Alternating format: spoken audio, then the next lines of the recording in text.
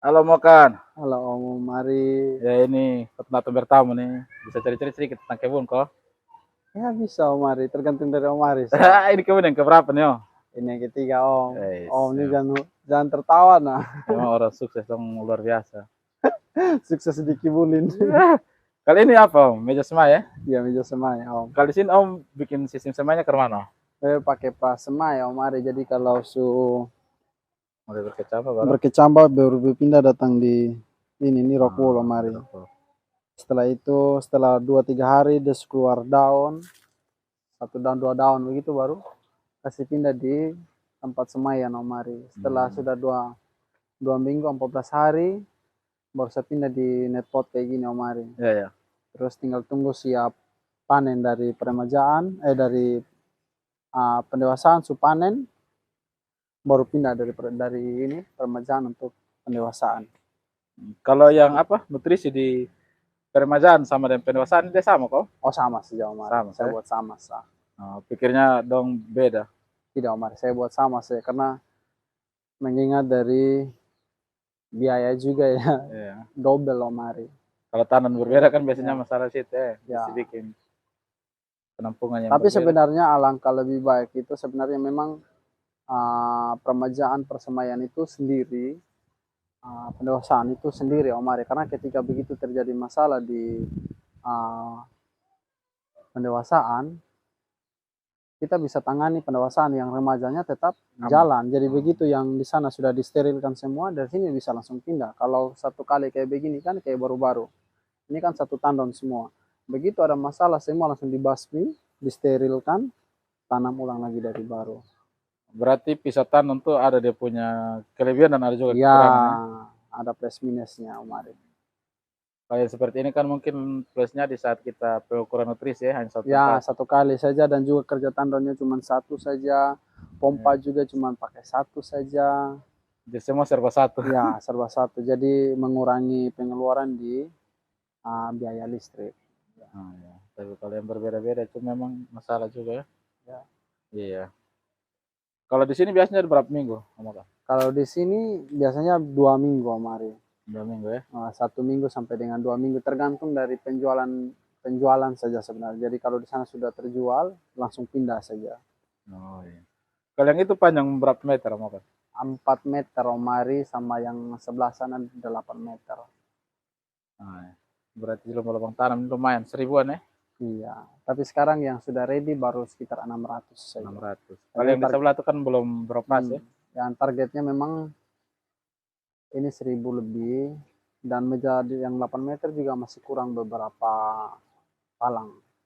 Tempat Nah, lubang tanam juga masih kurang, belum full. Di sebelah itu baru 5 jalur, baru 5 jalur. berarti artinya berawal dari hobi akhirnya Berawal dari hobi, ya akhirnya jadi salah satu penghasilan saya juga sih Om ya, Ari. jadi pecinta ya dan pegiat. Ya.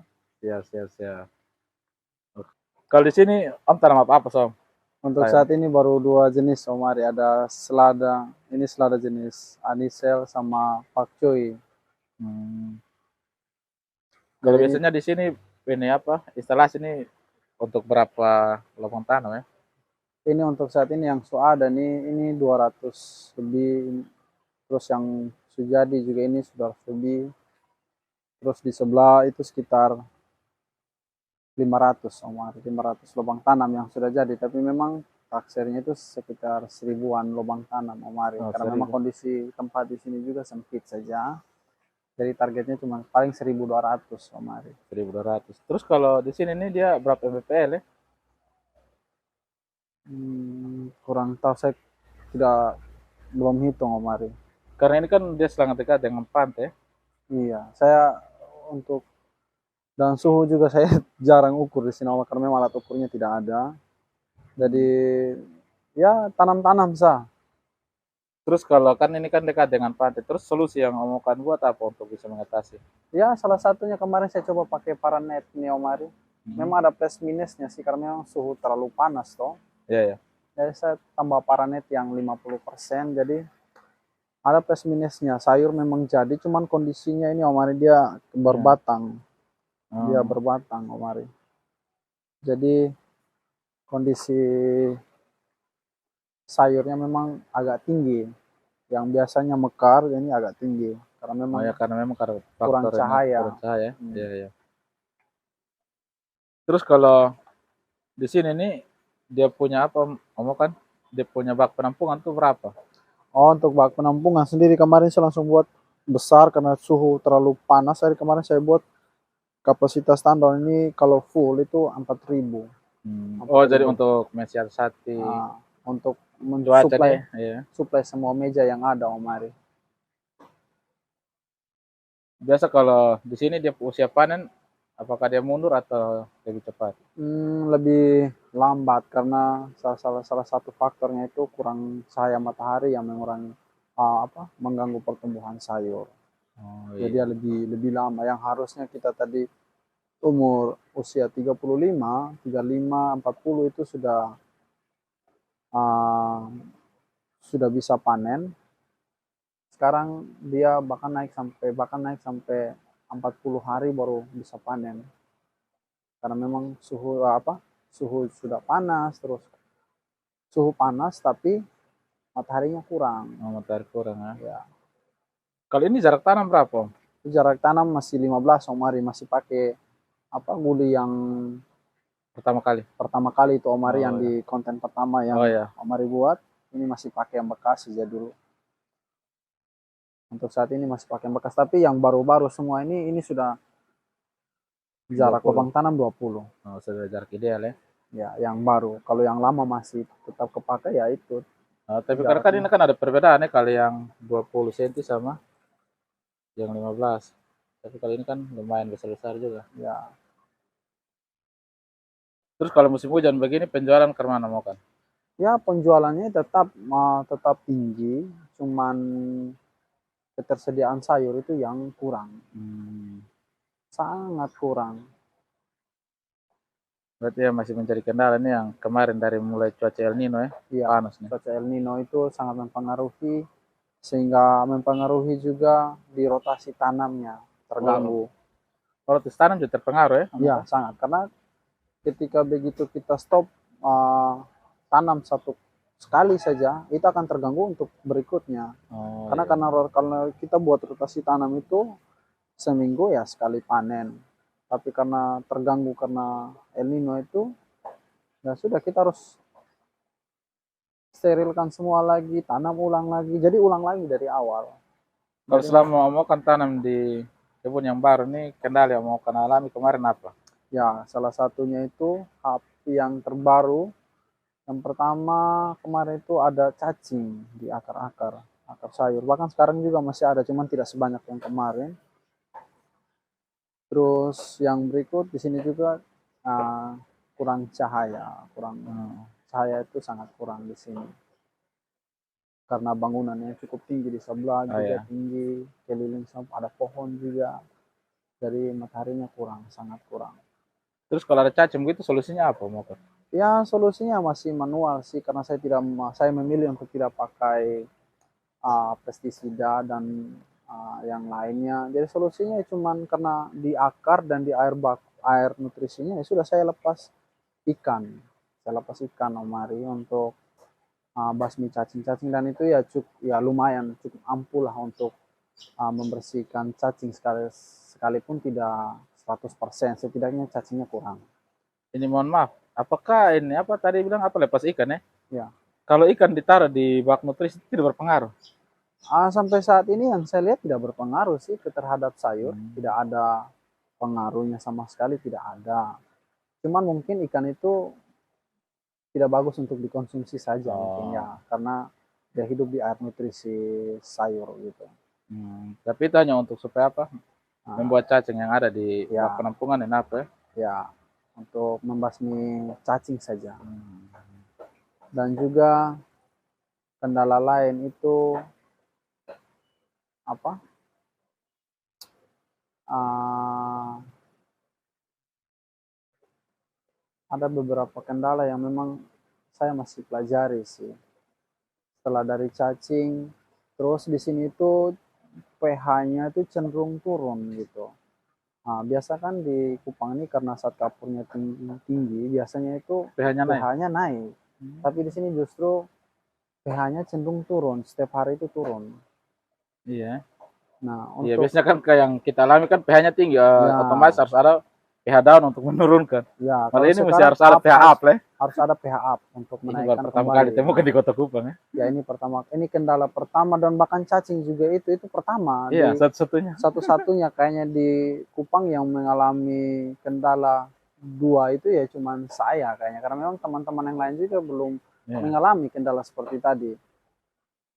Setelah saya apa tukar pendapat pikiran dengan teman-teman yang lain ya mereka mengatakan hal yang sama, mereka belum pernah mengalami. Jadi untuk mau mengatasi itu mereka juga belum tahu karena mereka Iya. belum pernah mengalami. Akhirnya saya coba solusi-solusi tadi. Saya coba baca di internet juga. Di internet itu cara basmi sayur itu saya baca. Mereka pakai ini, pakai sunlight. Masalah. Sunlight. Nah, katanya kalau pakai sunlight itu cacingnya bisa mati ya. Memang betul. Saya coba dan saya praktekkan gitu. Dan saya sudah ambil resiko untuk rugi saat itu. Saya coba sajalah. Kalau saya tidak coba, saya tidak akan tahu. Ya, saya taruh sabun pertama. Saya coba di media kecil dulu. Saya taruh cacingnya mati. Ya, betul. Cacingnya mati. Setelah beberapa saat, cacingnya mati. Ya, saya ambil kesimpulan untuk langsung taruh di tandon nutrisi biar basmi menyeluruh. Ya, saya campurlah sabun sunlight di bak nutrisi. Nah, seiring berjalannya waktu 3-4 hari begitu, itu mulai kelihatan di sayurnya. Sayur juga mati. Tidak mati, cuman ada bintik-bintik hitam. Bintik-bintik hitam di setiap daun itu mulai muncul bintik-bintik hitam. Tapi yang biasanya orang bilang mata kodok ini bukan mata kodok. Karena memang dia sudah tidak sehat, sayurnya sudah tidak sehat lagi. Nah, di situ sudah saya basmi lagi semua sayurnya, saya angkat semua, saya mulai lagi tanam yang baru. Tanam yang baru lagi, ya ada lagi kendalanya. Ya, kendala yang tadi itu pH lagi, pH-nya terlalu turun. Jadi kalau siang, sayurnya layu semua. Makanya saat ini pakai paranet ini karena sayurnya layu semua karena pH terlalu rendah. Karena ketika pH terlalu rendah, itu mengganggu proses dia konsumsi nutrisi terganggu. Iya, Sangat kendala juga yang ya, baru yang saya dengar sih. sekalipun nutrisinya sudah tercukupi tapi pH-nya juga tidak sesuai, ya sama saja sebenarnya. Jadi mereka tidak sayurnya juga pertumbuhannya sangat terganggu. Jadi pH itu ya sangat menentukan pertumbuhan sayur. Kalau yang di sebelah ini apa? Oh ini pakcoy Om Ari. Ini pakcoy tapi sebenarnya ini tempat selada. Cuman karena bibit seladanya belum tersedia ya dan pakcoynya yang tersedia jadi sekarang saya pakai pakcoy saja dulu. Ya ini kan kalau kita lihat kan talangnya kan ini kan hitam toh. Iya hitam Pak Ari. Dia dengan talang hitam ini pengaruhnya apa makan? Sebenarnya kan talang hitam dia menyerap panas, sebenarnya tidak bagus. Cuman karena waktu itu salah beli, karena ini yang beli ini bukan saya sendiri, teman yang beli. Nah, ya sudah, karena sudah terlanjur beli ya coba aja dulu, tidak ada salahnya coba. Terus lihat perkembangannya, sayur itu bagaimana gitu. Yeah. Ya seperti yang kita lihat saat ini sayurnya juga masih bisa lah. Mau dikatakan masih bisa masih aman bisa lah, ya, masih aman. Iya, iya. Kalau ini panjang berapa meter yang ini? Nah, ini panjang 8 meter Om Ari. 2 talang digabung jadi satu. Oh, 2 talang ini dijadikan satu. Jadi ini buatnya ya sedikit demi sedikit Om Ari. Jadi sesuai dengan kemampuan saja. Iya. Ya Om Okan, kalau di kebun sini nih Om Okan sudah mulai berapa lama Om Okan? Ini baru jalan bulan ketiga Om Ari. Baru bulan ketiga Om Okan ya. Tapi bulan ketiga sudah ya ini mengalami beberapa kendala juga karena kendala awal itu pasti ada. Iya sih. Karena memang dengan iklim yang baru, suasana yang baru ya. Ya. Oke, baik. Ya Om Okan, kalau lokasi kebunnya Om Okan sekarang ini ada di mana ya? Ini kebun ketiga nih Om Ari. Ini lokasinya di Oebao Om Ari. Coba ya. Ya, Mungkin lokasi pastinya dekat mana mau kan supaya ini lokasinya ini pas di depan Expresso nih Om Ari. Sebelum Rukun oh, Jaya dari so, Strat A. kita kalau bersaudara atau mungkin yang ada di sekitaran Oba, Ya, bisa. mungkin yang butuh sayur. Yang tersedia sekarang ya cuma dua jenis Om Ari, ada sayur pakcoy sama selada. Tapi memang ke depan saya pengen tambah dua jenis sayur lagi kayak pakcoy, kailan sama pagoda. Oh, udah. Iya, mungkin kamu kan bisa sebut nomor HP kau sabtar bersaudara yang pengen cari sayur, bisa Hmm, menghubungi nomor HP-nya aduh kamu itu kan. dia masalah Om Ari. Nomor HP tidak hafal Om Ari. Oke, siap. Nanti tulis di link Di deskripsi. bawah ini. Oke, siap. Oke, makasih banyak mau kan. Ya, sama-sama Om Ari. Oke, kalau pesan untuk orang muda apa mau kan? Ya, pesan untuk orang muda itu jangan berhenti berjuang. Karena saya pun jatuh bangun itu ya saya sudah mengalaminya sekalipun tidak seperti para senior-senior ya.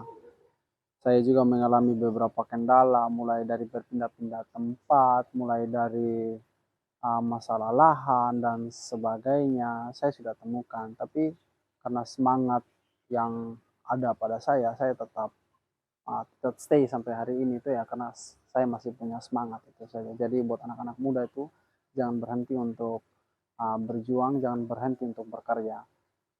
Kalau kita tidak coba, kita tidak tahu hasilnya seperti apa. Tapi Sepakat. kegagalan yang sebenarnya itu adalah kegagalan ketika kita tidak mau mencoba, itu kegagalan yang sebenarnya. Benar, benar, benar. Oke. Kasih banyak mau kan. Ya, sama-sama Mari.